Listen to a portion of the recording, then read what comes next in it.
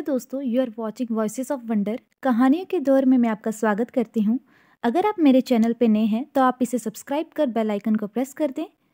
तो चलिए हम बढ़ते हैं कहानी की तरफ, लेकिन उससे पहले इस धारावाहिक में आने वाले सभी नाम, स्थान, घटनाएं सिर्फ एक कल्पना मात्र हैं, जिसका वास्तविक रूप से किसी से कोई संबंध नहीं है।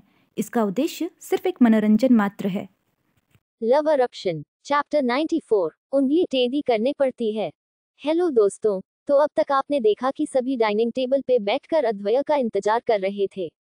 जब निया सात्विक से पूछती है कि अगर वो डिनर करने आया तो उसने अद्वैय को अपने साथ आने की क्यों नहीं कहा, लेकिन उसकी बात सुन सात्विक उसे भी बड़ी प्रॉब्लम में फंस जाता है, क्योंकि वो तो आध्या के चक्कर में अद्वैय से बात करना भूल ही गया था।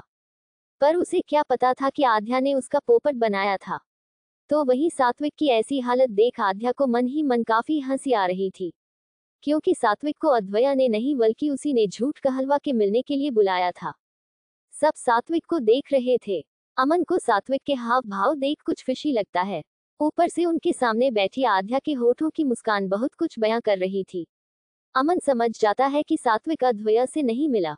सात्विक नेहा के सवाल का कोई जवाब देता उससे पहले ही पुरुषोत्तम जी अपनी बहू निर्मला जी से कहते हैं, बहू तुम हमें खाना दो, जिसे आना होगा वो आ जाएगा। वैसे भी जनाब अपनी मर्जी से आते और जाते हैं। उनकी बातों में अद्वैया के लिए तंज छुपा हुआ था। अपने पति को यूं अद्वैया के खिलाफ बातें करते देख अनुराधा जी चिढ़ते हुए बोली, हाँ तो क्या करे बेचारा, आप उसे चैन से बैठ के खाने ही कहाँ देते हैं। और वैसे भी सुबह से शाम तक कितना काम करता है मेरा पोता, लेकिन आपको इससे फर्क पड़ता है। आप तो बस बहाना ढूंढते हैं उसे टारगेट करने का। थोड़ा रुक के वो आगे बोली, नहीं आपको कोई फर्क नहीं पड़ता आपका पोता कितनी मेहनत करता है, क्योंकि आप तो उसकी तारीफ करने के बजाय हर वक्त उसे खरी खोटी सुनाने का कोई मौका नहीं छोड़ते। इतना कह वो उन्हें घूर के देखती हैं। तो ये देख पुरुषोत्तम जी का भी मुंह बन जाता है, क्योंकि उनकी पत्नी हर बार अपने पोते की ही तारीफ करती थी। क्या उन्हें दिखता नहीं था या वो देखना नहीं चाहती थी कि ये सब जो वो कर रहे हैं वो उसी की भलाई के लिए तो है। अपने दादा दादी की लड़ाई देख नक्श आध्या से दिए हर रोज शुरू हो जाते हैं। क्या आप चैन से खाना भी नहीं खा सकते? नक्श की बात सुन आध्या शुश कह उसे चुप करवा देती है। लेकिन नक्श वो चुप करवाने से क्या होता है, क्योंकि उसके दादा दादी की खींचातानी तो खत्म होने से रही। इतने में ही अद्वैया भी वहां आ जाता है। सात्विक को डर था कि कहीं अद्वैय उससे ये न पूछे कि वो उसके बुलाने पे क्यों नहीं आया। फिर वो क्या जवाब देगा उसे। कहाँ था वो, क्योंकि सब जानते थे कि वो अद्वैया से बात करने लाइब्रेरी गया था। परेशान उसके चेहरे से छलक रही थी। लेकिन तभी अद्वैया बड़े आराम से अपनी जगह पे आके बैठ जाता है। ये देख सात्विक काफी ज्यादा हैरान था, क्योंकि उसने उसे कुछ नहीं कहा था। अद्वैया सबको ऐसे ही बैठे देख पूछते हुए, आपने खाना शुरू नहीं किया? तभी उसके दादा को तंजिया लहजे में अपना खाना खाते हुए बोले, आप ही का इंतजार हो रहा था, अब आप वीवीआईपी जो ठहरे। इतना कह वो निवाला मुंह में रख लेते हैं। अद्वैया उनकी तंजिया बातों का मतलब अच्छे से समझता था, क्योंकि उसके लिए तो ये वो टॉन्ट था जो अक्सर उसे खाने के टेबल पे सुनने को मिल जाता था।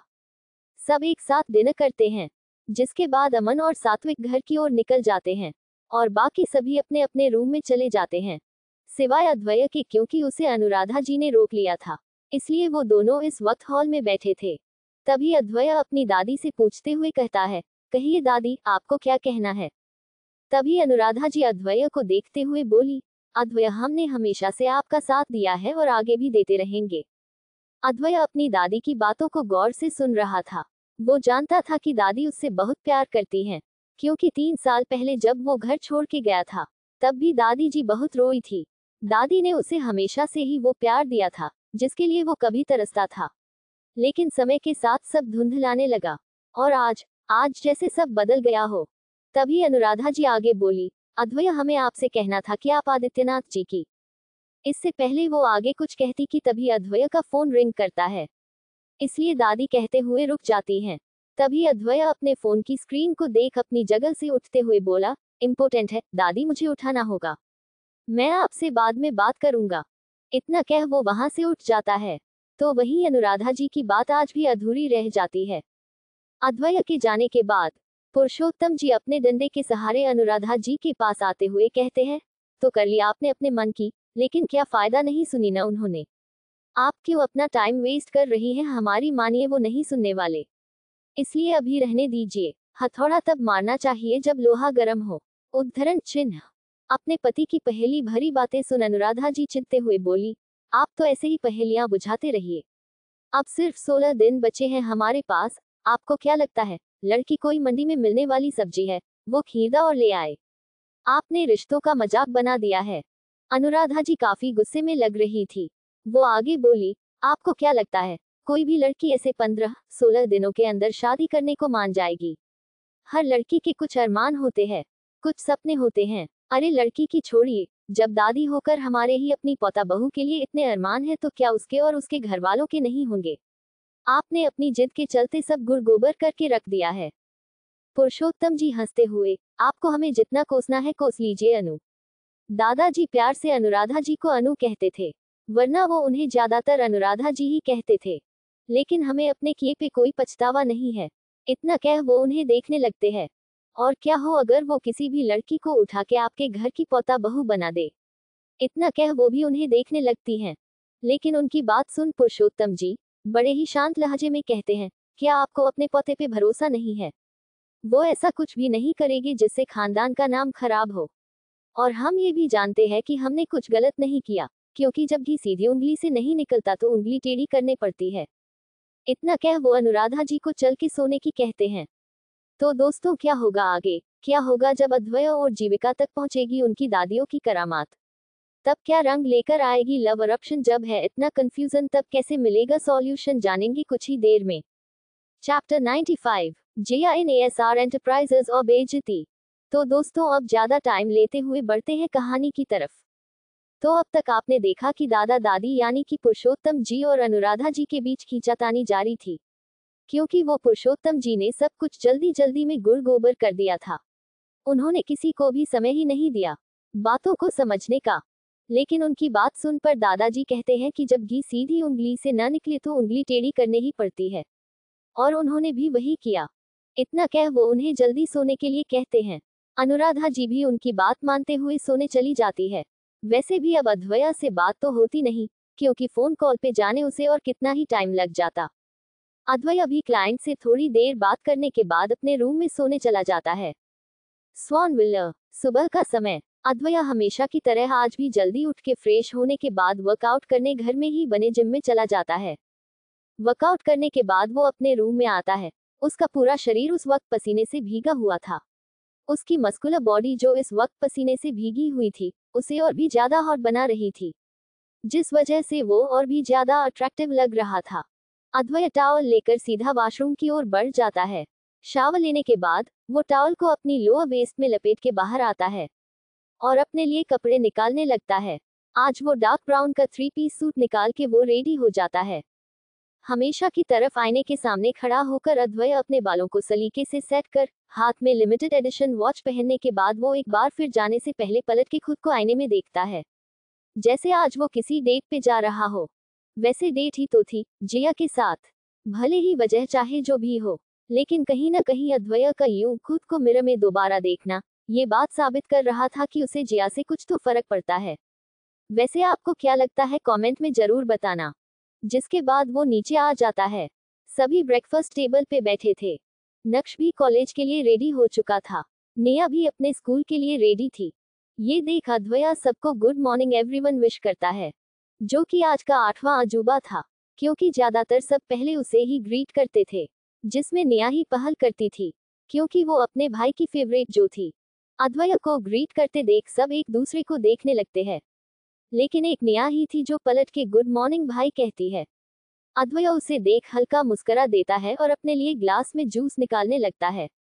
तो वहीं अद्वया के मिजाज आज सबको बदले बदले लग रहे थे। यहाँ तक कि दादाजी भी हैरान थे। ये देख नक्श धीरे से आध्या से बोला, यार दी, आज भाई को क्या हुआ? कोई बहुत बड़ी बिजनेस डील हाथ लग गई है क्या?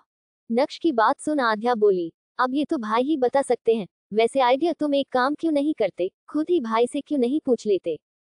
इतना कह वो नक्श को देख मुस्कुरा देती है। तो वही नक्श आध्या का आइडिया सुन चिढ़ते हुए बोला, इससे अच्छा मैं जाके कुएं में न कूद जाऊं। जो तुम मुझे नरक के द्वार खोलने को कह रही हो, वैसे भी मुझे क्या करना है? उद्धरण चिन्ह। तो फिर मुझसे भी क्यों पूछ रहे हो? क्या मुझे सूली पे लटकाने का प्लान है तुम्हारा? आध्या नक्श को देख घूर के देखते हुए बोली। निर्मला जी सवेंस के साथ मिल के नाश्ता लगा रही थी, जिसमें नक्श के टोस्ट, नेहा के लिए चीज सैंडविच, दादा दादी जी के लिए सिंपल और हेल्थी पोहा और अद्वैया नाश्ते में ज्यादातर फ्रेश जूस या फिर हेल्दी डाइट ही लेना पसंद करता था। आध्या के लिए खाने में सैलड, क्योंकि कभी कभी उसे डाइटिंग का शौक चढ़ जाता था। सभी अपना अपना नाश्ता करते हैं, जिसके बाद नेहा सबको बाय कहते हुए स्कूल के लिए निकल जाती है और अद्वैया अपने बॉडीगार्ड्स के साथ ऑफिस के लिए निकल जाता है। अमन और सात्विक पहले ही डायरेक्ट ऑफिस के लिए निकल गए थे। अद्वैया का ऑफिस। अद्वैया आते ही अपने काम में बिजी हो गया था, क्योंकि जाने से पहले उसे कुछ काम खत्म करने थे। तभी वो सात्विक से कहता हुए, सात्विका जया आएगी तो तुम लीजा से कहना कि वो उसे सीधा मेरे कैबिन में ले आए। ओके एसआर, इतना कह वो अद्वैया को एक फाइल देकर वहां से जाने को हुआ। तभी अद्वैया उसे पीछे से आवाज लगाता है। सात्विक एएसआर को देखते हुए, अच्छा सुनो, हम खुद ही नीचे चलेंगे, वैसे भी मुझे उससे जो बात करनी है वो हम गाड़ी में कर लेंगे। सात्विक एक बार फिर ओके एसआर कह वहां से चला जाता है। दीवान मेंशन। तो वही जिया, आज उसे कॉलेज नहीं बल्कि अद्वैया के साथ किसी से मिलने जाना था, और वो इस वक्त अपनी वार्डरोब को देखते हुए सोच में थी कि वो क्या पहने, क्योंकि अब वो कुछ भी तो नहीं पहन सकती थी। आखिरकार वो अद्वैया की फेक ही सही लेकिन गर्लफ्रेंड बन के जा रही थी। लेकिन बहुत सोचने पर भी उसे कुछ समझ में नहीं आता, क्योंकि उसे तो कॉलेज के लिए झट से जीन्स और टॉप पहनने की आदत थी। लेकिन आज जाने क्यों वो थोड़ी चूजी हो रही थी। वो कई ड्रेसेस को देखती है, लेकिन उसे पहली बार कुछ समझ में नहीं आता। ऊपर से अद्वैया ने उसे ये भी नहीं बताया था कि वो किस तरह के इंसान से मिलने वाले हैं। ये देख जिया खुद में ही बड़बड़ाते हुए बोली, ये अद्वैया भी न, पता नहीं मुझे कैसी मुसीबत में डाल दिया है। लेकिन तभी उसे ख्याल आता है कि वो उसके बारे में इतना क्यों सोच रही है। ये ख्याल आते ही वो खुद से बोली, एक मिनट मैं इतना क्यों सोच रही हूँ, मैं उसकी सच में गर्लफ्रेंड थोड़े ही हूँ। मेरा जो मन करेगा मैं वही पहनूंगी। खुद से इतना कह जिया अपने लिए एक हमेशा की तरह एक ब्लैक कलर का टॉप, ब्लू जीन्स और ब्लू लिनन जैकेट, बालों का मेसी बन बना के रेडी हो जाती है। वो खुद को देख आईने में देखते हुए बोली, अब लग रही है न जिया, तुम्हें किसी के लिए भी बदलने की कोई जरूरत नहीं है। खुद से इतना कह वो भी नाश्ता करने नीचे चली जाती है। आज आदित्यनाथ जी और जीविका पहले ही नाश्ता करके जा चुके थे। आज जिया थोड़ा लेट उठी थी। जीविका उसे उठाने आई थी, लेकिन जिया उससे ये कहते हुए उठने से मना कर देती है कि आज वो कॉलेज नहीं जा रही, इसलिए वो उसे सोने दे। इसलिए जीविका भी उसे नहीं उठाती और नाश्ता करने के बाद अपने डैड के साथ ऑफिस निकल जाती है। हॉल में इस वक्त कोई नहीं था। जिया नाश्ता करने के बाद ठीक 10:15 घर से निकल जाती है।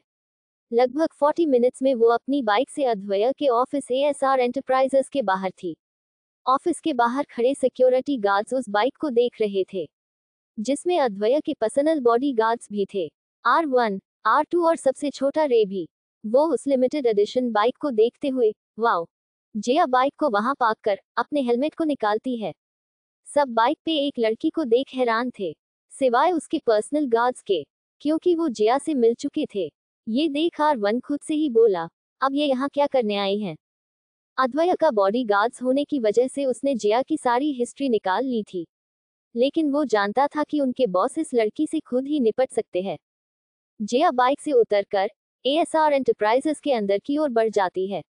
एएसआर एंटरप्राइजेस की ये बिल्डिंग भोपाल की सबसे ऊंची बिल्डिंग्स में से एक थी। जिया बिल्डिंग को देखती है। चमचमाते हुए ब्लू ग्लास से बनी ये बिल्डिंग आर्किटेक्चर का बेहतरीन पीस था। शायद ही ऐसे डिजाइन की बिल्डिंग पूरे इंडिया में कहीं और होगी। उसके ऊपर बड़े बड़े अक्षरों से लिखा था, एएसआर एंटरप्राइजेस।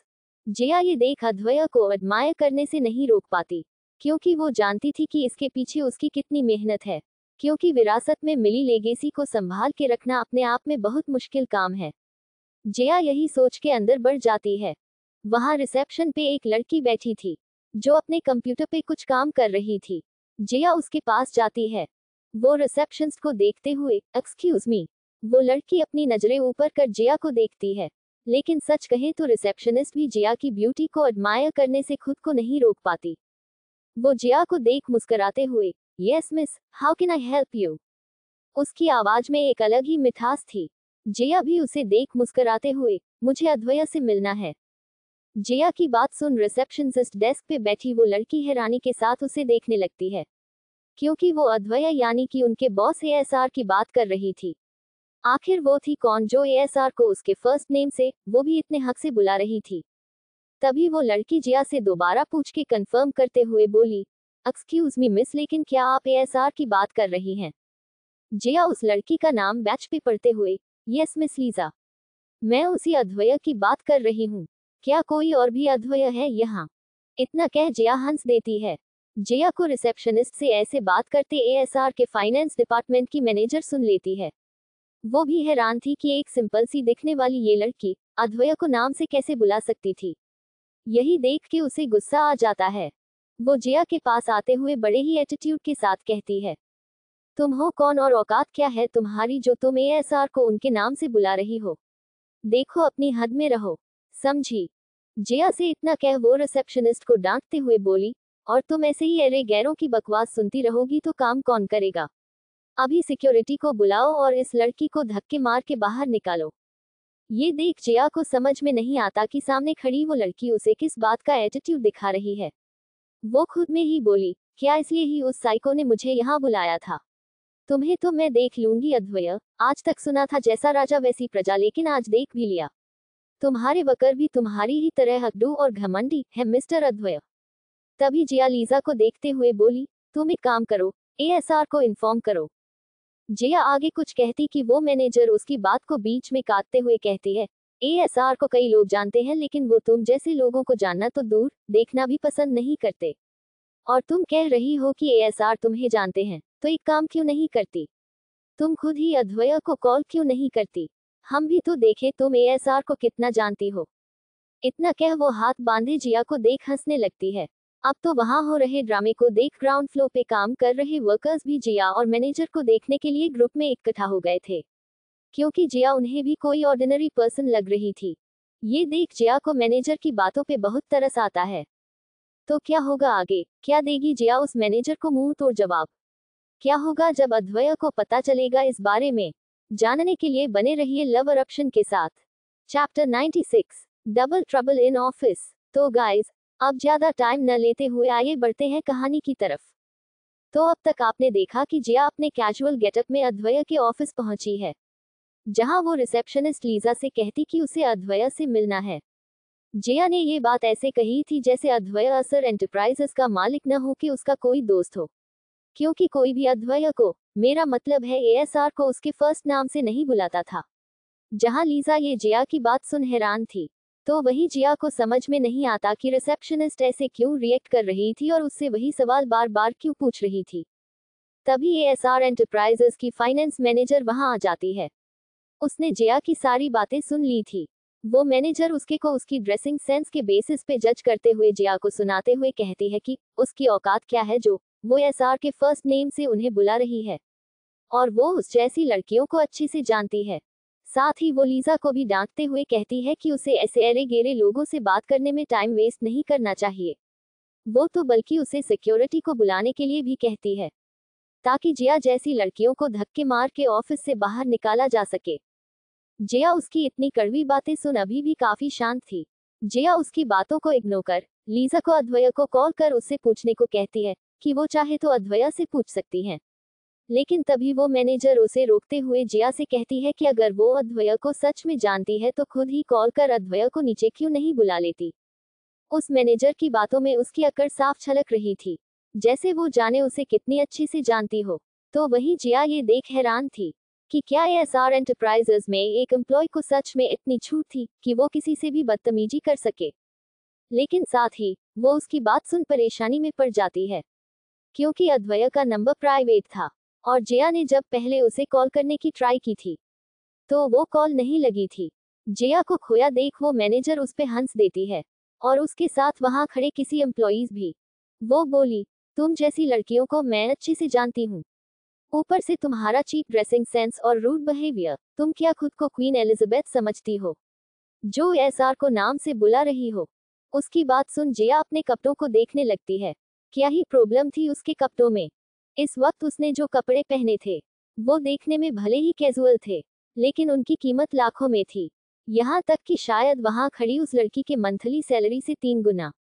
बल्कि जो लेदर जैकेट उसने इस वक्त पहनी थी सिर्फ उसी की कीमत ही उस मैनेजर के उसके पूरे फॉर्मल सूट से ज्यादा थी। वो जैकेट द स्टार स्टेलर का वो लॉन्च था जिसे मार्केट में आने से पहले ही वरदान ने उसे जिया को गिफ्ट कर दिया था। यानी कि वो लॉन्च होने से पहले ही जिया के पास आ चुका था। और ये बावकूफ लड़की उसकी ड्रेस को चीप कह रही थी। अब तो जिया से कंट्रोल ही नहीं होता। वो उस मैनेजर को देखते हुए बोली, देखो मिस, जो भी तुम्हारा नाम है। वो आगे कुछ कहती कि तभी मालविका, जो भी नहीं मालविका, नाम है मेरा। वो जिया को देख एटीट्यूड के साथ बोली। ये देख एक एम्प्लॉय बोला, यार ये मालविका मैम खुद को समझती क्या है, हर वक्त तो धौंस जमाती रहती है, ऊपर से ये अपने डिपार्टमेंट के काम से काम क्यों नहीं रखती, हर वक्त मक्खी की तरह यहाँ वहाँ मंडराना जरूरी है क्या। तभी दूसरा एम्प्लॉय उसे चुप करवाते हुए, शुश, कहीं किसी से सुन लिया ना तो कहीं लेने के देने न पड़ जाएं। तभी जिया उसे देखते हुए अपने होठों की हंसी को वैसे ही बरकरार रखते हुए बोली, ओके ओके मिस मालविका, मैं क्या हूँ, कैसे कपड़े पहनती हूँ, इसका तुमसे कोई लेना देना नहीं है। और रही बात मेरी अद्वैया को जानने या न जानने की, तो क्या तुम शोहो की अद्वैया और मैं एक दूसरे को नहीं जानते होंगे। कहीं ऐसा ना हो मिस, तुम अपने लिए मुसीबत खड़ी कर लो। जिया का कॉन्फिडेंस देख वो मैनेजर एक पल के लिए सोच में पड़ जाती है, क्योंकि जिया की आंखों में एक अलग ही कॉन्फिडेंस छलक रहा था। लेकिन तभी वहां एंट्रेंस से किसी की आवाज आती है, जो खुद एक मुसीबत है। वो मुसीबत की बात नहीं करे तो बेहतर होगा। सब आवाज की डायरेक्शन में देखने लगते हैं। ये आवाज किसी और की नहीं बल्कि माहिरा की थी, जो आज अद्वैया से मिलने उसके ऑफिस आई थी। वो अद्वैया से अपने सवालों के जवाब चाहती थी, लेकिन उसे क्या पता था कि वो यहाँ जिया से टकरा जाएगी। पर वो जिया को देख ऐसे रिएक्ट करती है जैसे वो उसके लिए कोई मामूली इंसान हो, क्योंकि वो जिया के बारे में कुछ भी नहीं जानती थी, यहाँ तक कि उसका नाम भी नहीं। महिरा के आने से वहां एक बार फिर खुसर फुसर शुरू हो जाती है। अब इसकी वजह क्या थी ये तो वो एम्प्लॉयज ही बता सकते थे, क्योंकि माहिरा की पर्सनैलिटी देखने में किसी सेलिब्रिटी से कम नहीं थी। शी इज ब्यूटिफुल, महिरा वाकई ही बहुत खूबसूरत थी। उसे देख के ऐसा लग रहा था जैसे वो किसी एलीट क्लास की कोई लेडी हो। उसका ड्रेसिंग सेंस, उसका चलना और बात करने का स्टाइल, सब परफेक्ट था। जिया भी कम नहीं थी, लेकिन उसने आज खुद को कुछ ज्यादा ही कैजुअली कैरी किया हुआ था। कौन कह सकता था कि ये वही माहिरा है को 2 दिन पहले पी कर घर गई थी और जिससे चला भी नहीं जा रहा था। उस माहिरा और आज की माहिरा में जमीन आसमान का फर्क था। तभी माहिरा जिया के पास आते हुए, तुम यहाँ क्या कर रही हो। जिया माहिरा की बातों का सीधा जवाब देने के बजाय उसे एटीट्यूड में देखाते हुए, वही जो तुम करने आए हो। इतना कह वो माहिरा को देखने लगती है। माहिरा की आंखें अंगारों उगलने को थी। जिया इतना तो जानती थी कि माहिरा भी वहां अद्वैया से मिलने ही आई होगी, क्योंकि वो उसकी कितनी बड़ी दीवानी थी ये बात उससे छुपी थोड़ी ही थी। क्योंकि अद्वैया ने खुद माहिरा से उसका पीछा छुड़वाने के लिए जिया को थैंक्स कहा था, जिस वजह से जिया को जाने क्यों इस बात का उस पे अभी तक गुस्सा था। वो होटल की लॉबी वाला इंसिडेंट जिसमें जिया को लगा था कि शायद वो अद्वैया की गर्लफ्रेंड है, और वो कैसे खुशी खुशी गई थी दोनों के बीच ब्रेकअप करवाने, लेकिन अब जिया खुद ही अद्वैया की फेक गर्लफ्रेंड बन के रह गई थी। यही वजह काफी थी इसकी माहिरा से नफरत करने के लिए, क्योंकि कहीं ना कहीं ये दौर उसी दिन से शुरू हुआ था। ये देख माहिरा गुस्से में तमतमाते हुए बोली, दूर रहो उससे। जिया उसकी बात सुन मुस्कुराते हुए, यही बात तुम उससे क्यों नहीं कहती। सब उनकी बातें सुन रहे थे, यहाँ तक कि वो मैनेजर भी। यहाँ 2 लड़कियां उसके बॉस के लिए बहस कर रही थी। जिया का जवाब सुन माहिरा की एलीट क्लास तो अब तेल लेने ही चली जाती है। वो जिया को देख उस पे भड़कते हुए बोली, तुम हो क्या, तुम्हें सच में लगता है तुम उसके लायक भी हो। ये देख मैनेजर और लीजा दोनों ही एक दूसरे को देखने लगती हैं। उसकी बात सुन जिया कुछ सोचने की एक्टिंग करते हुए, फिर वो कुछ सोचते हुए आगे बोली, नहीं। ये देख माहिरा के होठों वो मुस्कान तैर जाती है, और वो हंसते हुए जिया से कहती है, तो चली जाओ अद्वैया की जिंदगी से। उसकी बात सुन जिया हंसते हुए, अरे पहले मेरी पूरी बात सुन लो। और वैसे भी मुझे नहीं पता तुम्हें उस अद्वैया में क्या पसंद है, लेकिन सच में मैं उससे कहीं गुना बेटर इंसान डिजर्व करती हूँ। मेरा टेस्ट इतना भी खराब नहीं हो सकता। Writers point of view. जाने क्यों मुझे जिया की बातों पे हंसी आ रही है। हु नोस किसके कर्मा में क्या लिखा है। इसलिए आप जिया जैसी गलती न करें। उसे सोच समझ के कहना चाहिए था। जाने अगला कल किसी के लिए क्या लेकर आए। वक्त ने अपने पहलुओं में क्या छुपा रखा है, ये तो वक्त आने पे भी पता चलेगा। जया की बात सुन सबके मुंह खुले के खुले रह जाते हैं। क्या वो उसके बॉस को रोस्ट कर रही थी? अद्वैय से बेटर कोई? क्या उसका दिमाग ठीक था? अद्वैय पूरे इंडिया का मोस्ट हैंडसम एलिजिबल बैचलर था और जया उससे भी बेटर डिजर्व करती थी। उससे उसका मतलब क्या था? वो खुद अद्वैय के सामने क्या थी? तभी माहिरा की नजर जया के पीछे जाती है और वो मुस्कुरा देती है। वो जया की बात सुन एक्टिंग करते हुए बोली, क्या मतलब है तुम्हारा? अद्वैय से बेटर कोई? जया मुस्कुराते हुए, या तो तुम सच में डम्बो हो या प्रिटेंड कर रही हो। मुझे एक बात समझ में नहीं आती, उसमें ऐसा है क्या जो तुम उसके लिए मरी जा रही हो? उसकी बात सुन माहिरा बोली, मेरी छोड़ो, तुम बताओ तुम उसके साथ क्यों हो? क्या सिर्फ उसके पैसे के लिए? महिरा का सवाल सुन सभी लोग जया के बारे में उल्टा सीधा सोचने लगते हैं कि क्या वो उनके बॉस की गर्लफ्रेंड थी? क्या वो सिर्फ पैसों के लिए उनके बॉस के साथ थी? महिरा के कुछ शब्दों ने जया की इमेज को पूरी तरह डाउन कर दिया था। तभी जया कुछ सोचने की एक्टिंग करते हुए, महिरा तंजिया मुस्कान के साथ, क्या हुआ? उसकी बात सुन जया कंफ्यूज्ड एक्सप्रेशंस के साथ, कुछ नहीं, बस तुम्हारी बातों के बारे में सोच रही हूँ कि मुझे तुम्हारे इस सवाल का क्या जवाब देना चाहिए। वैसे कुछ भी कहो, है तो वो अमीर, तो क्यों न? इतना कह वो रुक जाती हैं। ये देख माहिरा अपनी भौहें सिकुड़ हैरानगी के साथ पूछते हुए, तो क्या? माहिरा का सवाल सुन जया बच्चों की तरह एक्साइटेड होते हुए आगे बोली, तो क्यों न उसके पैसे उड़ा लिए जाएं? आखिर बुराई ही क्या है? अब अमीर बॉयफ्रेंड होने के कुछ तो फायदे होने चाहिए ना? वैसे भी उसके पास इतना पैसा है, क्या वो मरने के बाद अपने साथ लेकर जाएगा? उससे अच्छा क्यों न मैं उसका ये पैसा थोड़ा सा लूट लूं। इतना कह वो माहिरा को टीजिंग स्माइल देती है। लेकिन जया की बातें सुन माहिरा चिढ़ने के बजाय मुस्कुरा देती है। उसके होठों पे इस वक्त तिरछी मुस्कान थी, लेकिन जया उसकी मुस्कुराहट का मतलब कुछ समझ पाती कि तभी उसके पीछे से एक आवाज आती है। दोस्तों आज के लिए इतना ही, अब होगी आपसे कल मुलाकात। वैसे आप कमेंट में जरूर बताना कि किसकी थी ये आवाज और क्या जवाब देगी जया माहिरा को। जानने के लिए बने रहिए लव अरप्शन के साथ। लव अरप्शन दोस्तों प्लीज आप चाहे तो उसका सेकंड सीजन पढ़ना शुरू कर सकते हैं। अरप्टिंग हार्ट आपको बहुत अच्छा लगेगा, वरना नॉवेल रिजेक्ट हो सकती है। वैसे तो मैं इसे कंप्लीट जरूर करूंगी, लेकिन आप प्लीज उसे रेट कीजिए। और एक और बात, प्लीज चैनल को अपने दोस्तों में भी रिकमेंड कीजिए और सब्सक्राइब भी। चैप्टर 95 तुम और तुम्हारी एएसआर एंटरप्राइजेस को बेच दूंगी। तो आइए अब ज्यादा टाइम न लेते हुए बढ़ते हैं कहानी की तरफ। तो अब तक आपने देखा कि माहिरा और जया में अद्वैय को लेकर बहस जारी थी, जहां महिरा जानबूझ के जया से सवाल करती है कि वो अद्वैय के साथ सिर्फ और सिर्फ उसके पैसों के लिए है, तो जया भी जानबूझ के ये एक्सेप्ट कर लेती है कि अगर अद्वैय अमीर है तो फिर उसके पैसे उड़ाने में भला क्या ही प्रॉब्लम है। और वैसे भी अब मरने के बाद तो वो सारे पैसे अपने साथ लेकर जाएगा नहीं, तो क्यों न उसके कुछ पैसे ही उड़ा लिए जाएं। जया का जवाब सुन माहिरा मन ही मन बहुत खुश थी, क्योंकि वो कुछ ऐसा ही कुछ जवाब सुनना चाहती थी। जया की बात पूरी खत्म होते होते माहिरा की झूठी हैरानगी एक टीजिंग स्माइल में बदल जाती है। जया उसकी उस स्माइल का मतलब समझ पाती कि तभी उस अपने पीछे से आवाज सुनाई देती है। उस आवाज में कोई गुस्सा नहीं, बल्कि शिकायत थी, जैसे कोई बॉयफ्रेंड अपनी गर्लफ्रेंड से करता है, तो क्या तुम्हारे लिए मैं सिर्फ एक एटीएम मशीन हूँ? अद्वैय जया को देख शिकायती लहजे में कहता है। उस आवाज को सुन जया की आंखें बड़ी हो जाती है।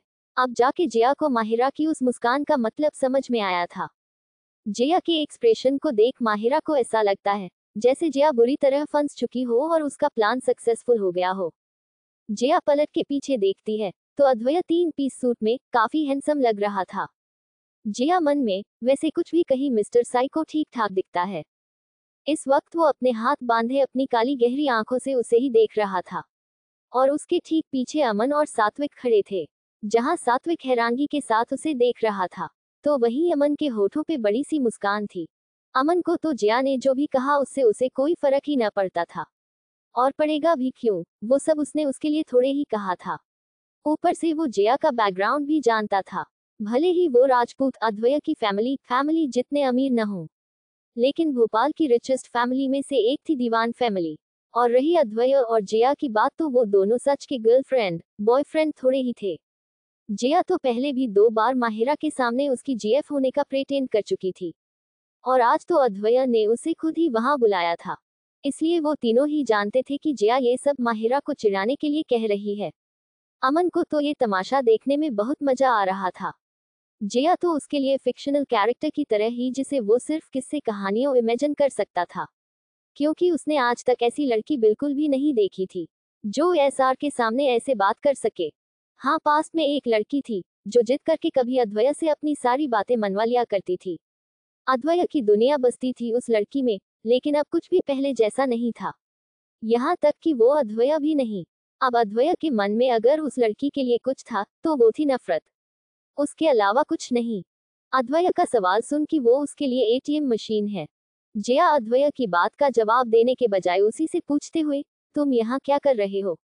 अद्वैया उसकी बात सुन अपनी एक भौं को उचकाते हुए जया को देखने लगता है, जैसे कह रहा हो, मिस दीवान ये मेरा ही ऑफिस है।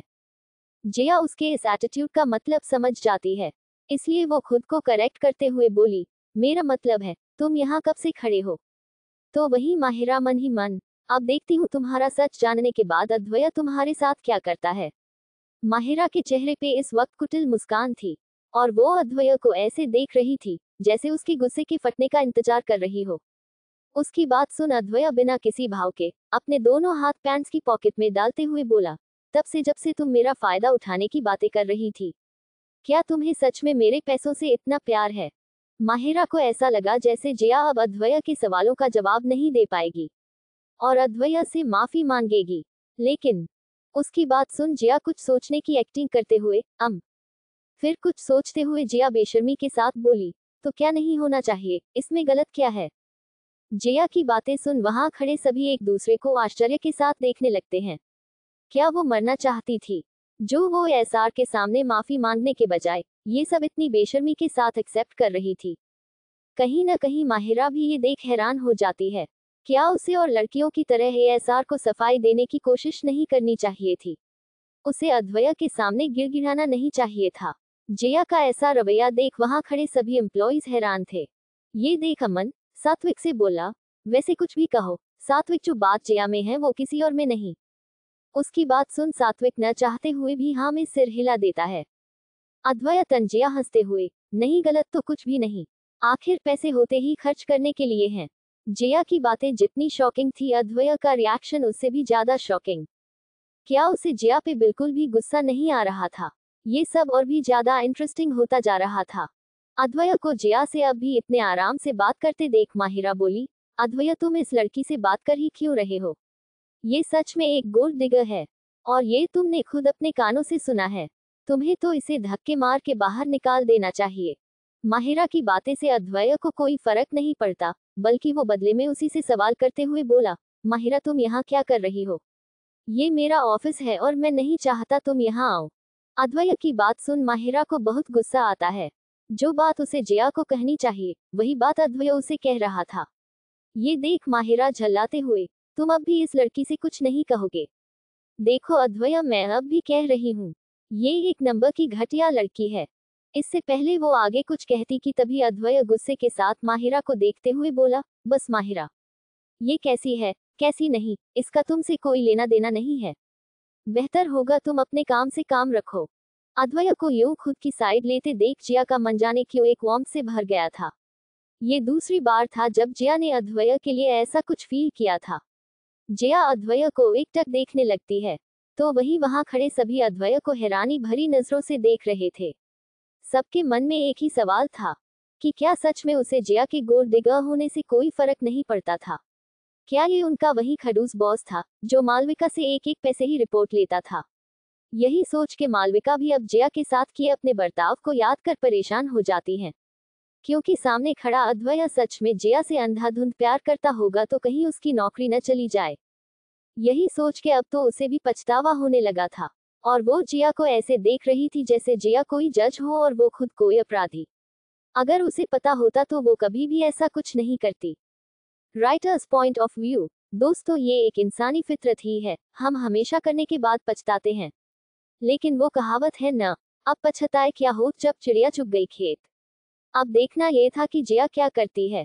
फिर अद्वैया जिया को देखते हुए थोड़े सख्त लहजे में, और जिया तुम यहाँ कब से खड़ी हो? अगर तुम जल्दी आ गई थी तो केबिन में क्यों नहीं आई? जिया अद्वैया का सवाल सुन उसे देखते हुए बोली, अरे मैंने लीजा को कहा था लेकिन वो क्या है ना, मुझे तुम्हारी मैनेजर ने बताया कि तुम्हारे ऑफिस में ऐरे गेरे लोगों का आना अलाउड जो नहीं है। इतना कह वो मालविका को घूर के देखती है। अद्वया मालविका को एक कोल्ड लुक देता है, जिस वजह से मालविका के शरीर में एक सिहरन सी दौड़ जाती है और वो जल्दी से अपनी नजरें झुका लेती है। अद्वया मालविका से गुस्से में पूछते हुए, Malavika what's going on here. Malavika sorry feel करते हुए, सॉरी असर मुझे लगा कि ये लड़की आपका नाम लेकर ऑफिस के अंदर घुसने की कोशिश कर रही होगी, बस इसलिए मैंने। अद्वया को यूं अपने एम्प्लॉइज पे गुस्सा करते देख माहिरा बोली, अद्वया तुम्हें नहीं लगता तुम्हें इसके बजाय इस लड़की जिया से सवाल करने चाहिए? तुमने तो खुद अपने कानों से सुना है, फिर भी तुम उससे सवाल करने के बजाय अपने ही एम्प्लॉइज से सवाल कर रहे हो। माहिरा की बात सुन अद्वया एक नजर जिया को देखता है, जिसे जैसे कोई फर्क ही नहीं पड़ता था। वो अब भी एटीट्यूड के साथ हाथ बांधे खड़ी थी, क्योंकि सच वो दोनों ही जानते थे। लेकिन अद्वया को जाने क्या हुआ, और वो जिया से सवाल करते हुए बोला, वैसे तुम सही कह रही हो, मुझे इससे पूछना ही चाहिए। ये देख माहिरा खुश हो जाती है और जिया अभी अभी जिस वार्मथ से भर गई थी वो एकदम से ठंडी पड़ जाती है। तभी अद्वया जिया से पूछते हुए, तो बताओ तुम्हें कितना पैसा चाहिए। उसका सवाल सुन जिया हैरान हो जाती है, क्योंकि उसने तो ये सब ऐसे ही कह दिया था। और अद्वया की हिम्मत कैसे हुई उससे ये सवाल करने की। क्या अद्वया को सच में ऐसा लगता था कि वो उसके पैसे के पीछे होगी? जिया उसे घूर के देखती है, लेकिन अद्वया को उसके फेशियल एक्सप्रेशंस को देख बड़ा मजा आ रहा था। जिया एएसआर के सवाल से चिढ़ जाती है, इसलिए वो भड़कते हुए बोली, मेरा इरादा तो तुम्हारे इस पूरे एएसआर एंटरप्राइजेस को बेच के फरार होने का है। अब खुश? जिया की बात सुन वहां खड़े सभी की आंखें फटी की फटी रह जाती है। मैनेजर मालविका मन में, या तो ये लड़की बेवकूफ है, या सच में इतनी बोल जो एएसआर से ऐसे बात कर रही है। लेकिन मालविका इतनी भी बेवकूफ नहीं थी, वो चुप रहने में ही अपनी भलाई समझती है, क्योंकि वैसे भी ये उसके बॉस और उस लड़की की आपस की बात थी। जिया की बात सुन अमन मुस्कुराते हुए सात्विक के साथ कहता है, इसका बस चले तो ये असर एंटरप्राइजेस क्या खुद एएसआर को भी बेच दे। लेकिन अमन को क्या ही पता था जो वो कह रहा है। जिया के दिमाग में वो सब तो पहले से ही चल रहा है। अद्वया जिया का जवाब सुन तंजिया हंसते हुए, अच्छा फिर इतने पैसे का क्या करोगी? जिया उसके सवाल से फिर से परेशान होते हुए बोली, वर्ल्ड टूर पे जाऊंगी। तुम अगर 100-200 बार भी वर्ल्ड टूर कर लोगी, तब भी तुम्हारे पास बिलियंस बच जाएगा। अद्वया उसे अपनी अमीरी का शो ऑफ करते हुए देखने लगता है। जिया को ऐसा लगता है जैसे अद्वया उसका मजाक बना रहा हो, जो कि वो एक्चुअली में बना रहा था। जो वहां खड़े सभी समझ गए थे कि उनके बॉस और इस लड़की की केमिस्ट्री एक अलग ही लेवल की है। अब तो वो भी मजे से ये ड्रामा देख रहे थे, और शायद जिया भी वैसी नहीं थी जैसा वो दिखा रही थी। उसकी बात सुन जिया बोली, तो बाकी बचे हुए पैसे को डोनेट कर दूंगी या फिर समुद्र में फेंक दूंगी और तुम्हें सड़क पे ले आऊंगी, समझे? अद्वया को उसकी बात सुन हंसी आ जाती है। वो हंसते हुए, बस देखो हंसना बंद करो, वरना एएसआर एंटरप्राइजेस के साथ साथ तुम्हें भी बेच दूंगी। वैसे भी यहाँ बहुत लड़कियां हैं तुम्हें खरीदने वाली। जिया उसे घूरते हुए बोली। जिया की ये बात सुन अब तो सबकी आंखें ही बाहर आने को हो जाती हैं। बॉस की कंपनी तक तो ठीक था, लेकिन यहाँ तो वो उनके बॉस को भी बेचने की तैयारी में थी। तभी सात्विक अमन को देखते हुए, लगता है तेरी जुबान पे आज सच में माँ सरस्वती बैठी है। इसके बाद कुछ और मत कहना, वरना पता चला एएसआर के साथ हमें भी बेच दिया। उसकी बात सुन अब अमन की हंसी भी गायब हो जाती है और वो जिया को देखने लगता है। फिर जिया माहिरा को देखते हर बोली, तुम चाहो तो मुझे अच्छी खासी कीमत दे सकती हो, शायद मैं अद्वया को तुम्हारे लिए छोड़ दूं। जिया की बात सुन अब अद्वया का चेहरा काला पड़ जाता है। कैसी लड़की थी ये, उसी के सामने उसी को बेचने ले बात कह रही थी। और कोई वक्त होता तो शायद माहिरा उसे अपनी सारी प्रॉपर्टी देकर भी अद्वया को खरीद लेती, लेकिन अद्वया के सामने, ऊपर से उसके चेहरे के एक्सप्रेशंस को देख माहिरा बोली, मैंने तुम जैसी घटिया लड़की आज तक नहीं देखी। उसकी बात सुन जिया को जैसे कोई फर्क नहीं पड़ा। वो उसे देखते हुए बोली, oh come on, stop being nice, मैं जानती हूँ तुम्हें दिल में कुछ और है और जुबा पे कुछ और, एंड आई एम सीरियस।